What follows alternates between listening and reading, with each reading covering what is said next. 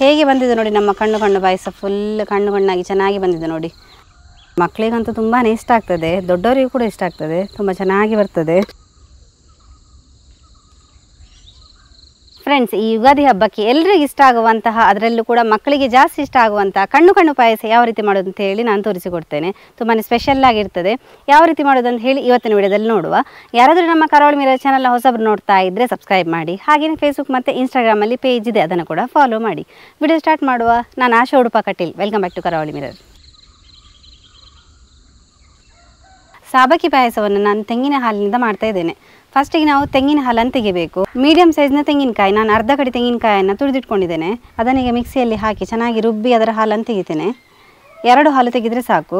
ಮೊದಲ ಹಾಲಿಗೆ ನಾನಿಲ್ಲಿ 1 ರಿಂದ 1.5 ಲೋಟದಷ್ಟು ನೀರನ್ನು ಹಾಕುತ್ತೇನೆ. ಮತ್ತು 2ನೇ ಹಾಲಿಗೆ ಬೇಕಾದರೆ ಸ್ವಲ್ಪ ಜಾಸ್ತಿ ನೀರನ್ನು ಹಾಕೋಬಹುದು. ನೋಡಿ, ಒಂದು ಬಿಳಿ ಬಟ್ಟೆಯನ್ನು ತಗೊಂಡಿದ್ದೇನೆ. ಇದರ ಮೇಲೆ ಈಗ ರುಬ್ಬಿದ ಮಿಶ್ರಣ ಅಂದರೆ ತೆಂಗಿನಕಾಯಿ ಮಿಶ್ರಣ ಹಾಕಿ ಅದರ ಹಾಲನ್ನು ಹಿಂಡಿ ತೆಗಿತೇನೆ.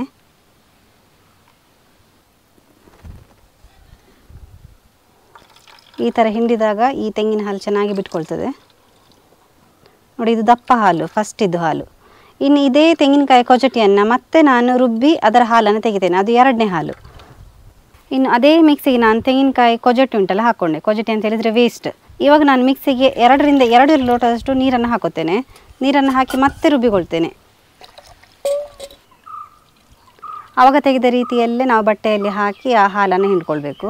ಇದನ್ನು ಸ್ವಲ್ಪ ನಾವು ನೀರು ಏನಕ್ಕೆ ಜಾಸ್ತಿ ಹಾಕೊಂಡು ಮಾಡಿದ್ದೇವೆ ಅಂತ ಹೇಳಿದರೆ, ಸಾಬಕ್ಕಿ ಪಾಯಸ ಮಾಡಬೇಕಾದ್ರೆ ನೀರು ಸಪರೇಟಾಗಿ ಬೇರೆ ಹಾಕಬೇಕಂತ ಇಲ್ಲ. ಈ ತೆಂಗಿನ ಹಾಲಲ್ಲೇ ನಮ್ಮ ಸಾಬಕ್ಕಿಯನ್ನು ಬೇಯಿಸಿದ್ರೆ ಆಯಿತು. ಹಾಗಾಗಿ ನಾನು ಇದು ಸ್ವಲ್ಪ ಜಾಸ್ತಿ ನೀರು ಹಾಕ್ಕೊಂಡು ತೆಂಗಿನ ಹಾಲು ತೆಗೆದೆ ನೋಡಿ. ಇದು ಸ್ವಲ್ಪ ನೀರಿದೆ ತೆಂಗಿನ ಹಾಲು. ತೆಂಗಿನ ಹಾಲನ್ನು ತೆಗೆದುಕೊಂಡಾಯಿತು. ಇನ್ನು ನಾವು ಸಾಬಕ್ಕಿಯನ್ನು ಬೇಯಿಸಬೇಕು. 1 ಲೋಟ ಸಾಬಕ್ಕಿಯನ್ನು 1 ಗಂಟೆಗಳ ಕಾಲ ತೊಳೆದು ನೆನೆಸಿಟ್ಟಿದೆ ನೋಡಿ. ಚೆನ್ನಾಗಿ ನಂದಿದೆ. ಸಾಬಕ್ಕಿ ಒಳ್ಳೆ ಅರಳಿದೆ ನೋಡಿ. 1 ಲೋಟ ಸಾಬಕ್ಕಿ 5 ರಿಂದ 6 ಜನಕ್ಕೆ ಸಾಕಾಗ್ತದೆ.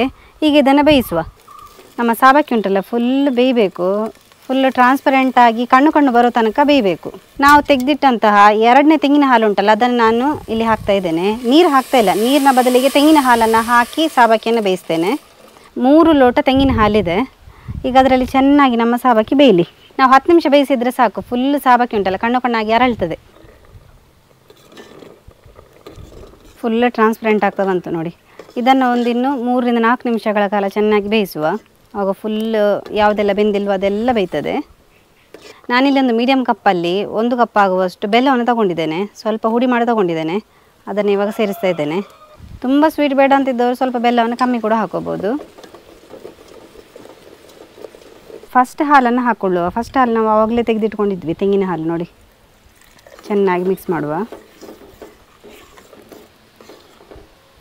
ಒಂದು ಅರ್ಧ ಚಮಚದಷ್ಟು ಏಲಕ್ಕಿಯನ್ನು ತಗೊಂಡಿದ್ದೇನೆ, ಪೌಡ್ರ್ ಮಾಡಿಟ್ಕೊಂಡಿದ್ದೆ. ಅದನ್ನು ಕೂಡ ಹಾಕ್ಕೊಳ್ತೇನೆ.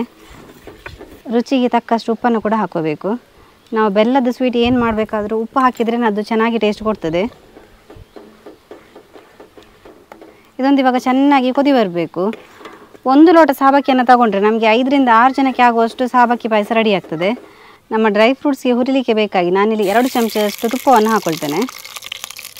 ಚಿಕ್ಕದಾಗಿ ಕಟ್ ಮಾಡಿಕೊಂಡಂತಹ ದ್ರಾಕ್ಷಿ, ಗೋಡಂಬಿ ಹಾಗೆಯೇ ಬಾದಾಮಿಯನ್ನು ಕೂಡ ಹಾಕ್ಕೊಳ್ತೇನೆ. ನಾವು ಯಾವತ್ತು ಡ್ರೈ ಫ್ರೂಟ್ಸನ್ನು ಹುರಿಬೇಕಾದ್ರೆ ಮೀಡಿಯಂ ಫ್ಲೇಮಲ್ಲಿ ಹುರಿರಬೇಕು, ತುಂಬ ಜಾಸ್ತಿ ಇರಬಾರ್ದು. ಮತ್ತು ತುಂಬ ಬ್ರೌನ್ ಕಲರ್ ಆಗೋ ತನಕ ಇದನ್ನು ಹುರಿಬೇಕಾಗಿಲ್ಲ. ಹೇಗೆ ಬಂದಿದೆ ನೋಡಿ ನಮ್ಮ ಕಣ್ಣು ಪಾಯಸ. ಫುಲ್ ಕಣ್ಣಾಗಿ ಚೆನ್ನಾಗಿ ಬಂದಿದೆ ನೋಡಿ. ಈ ಬೆಲ್ಲದ ಕಲರ್ ಎಲ್ಲ ಚೆನ್ನಾಗಿ ಬಿಟ್ಟಿದೆ.